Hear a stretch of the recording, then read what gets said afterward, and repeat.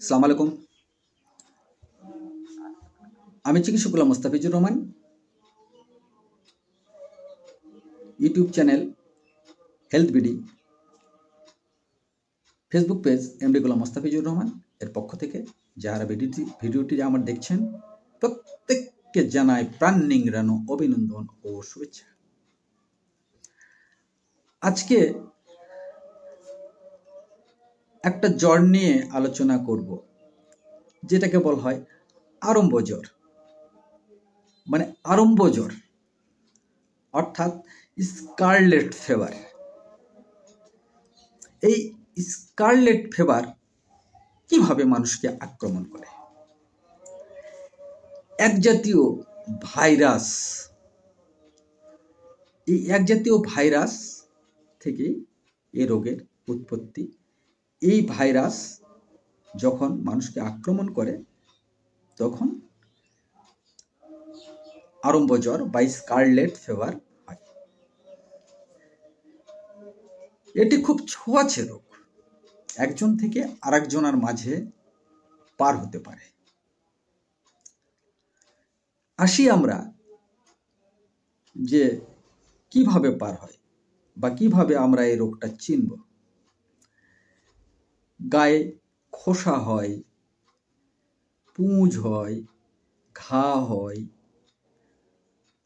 ঘা দিয়ে রক্ত পড়ে ও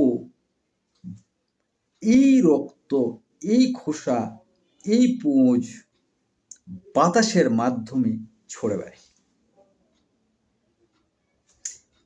এই ভাইরাসটা বাতাসের মাধ্যমে যখন ছড়ে বেড়ায় অথবা ওই গায়ের সাথে যখন গাটা লেগে যায়, তখনই অন্য ব্যক্তির এই স্কারলেট ফিভারটা হয়। এর প্রথম অবস্থা যাকে বলা হয় যে স্কারলেটিনা সিমপ্লেক্স, এটা হলো প্রথম অবস্থা।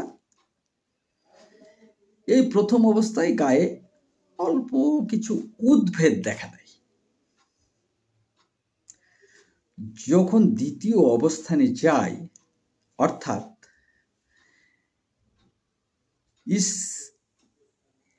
স্কারলেটিনা অ্যাঞ্জাইলোমা, এই দ্বিতীয় স্তরে যাওয়ার পরে যদি টনসিল থাকে, এই টনসিলের জন্যই গলায় একসঙ্গে ঘা হয়। এটাই হলো এই রোগ চিনার উপায়।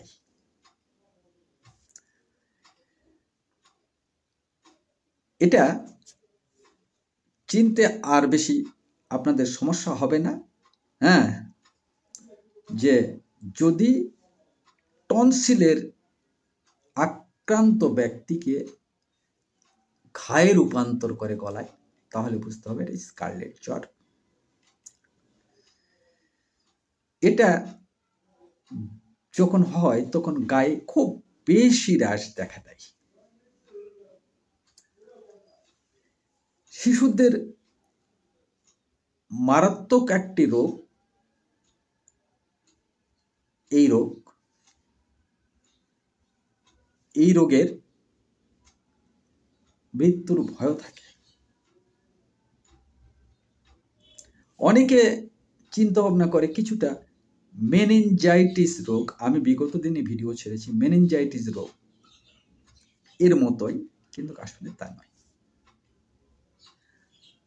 এখন রোগ সম্পর্কে আপনাদের পরিচয় হয়ে গেল।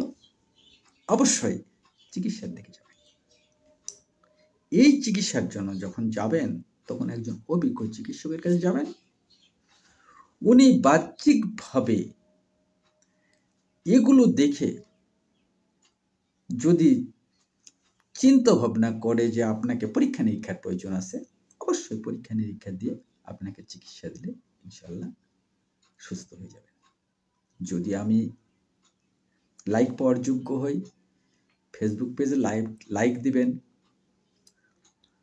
শেয়ার দিবেন, অপরকে দেখার সুযোগ করে দিবেন এবং কমেন্ট বক্সে কিছু জানার থাকলে অবশ্যই লিখবেন। আর ইউটিউব চ্যানেলে সাবস্ক্রাইব করবেন, বেল বাটনটি অন করে দিবেন আগাম ভিডিও পাওয়ার জন্য। সবাইকে আগাম ভিডিও দেখার জন্য আবারও আমন্ত্রণ জানিয়ে সবার সুস্বাস্থ্য কামনা করে, সবার হায়াত কামনা করে এখানেই শেষ করছি। আসসালামু আলাইকুম, আল্লাহ হাফিজ।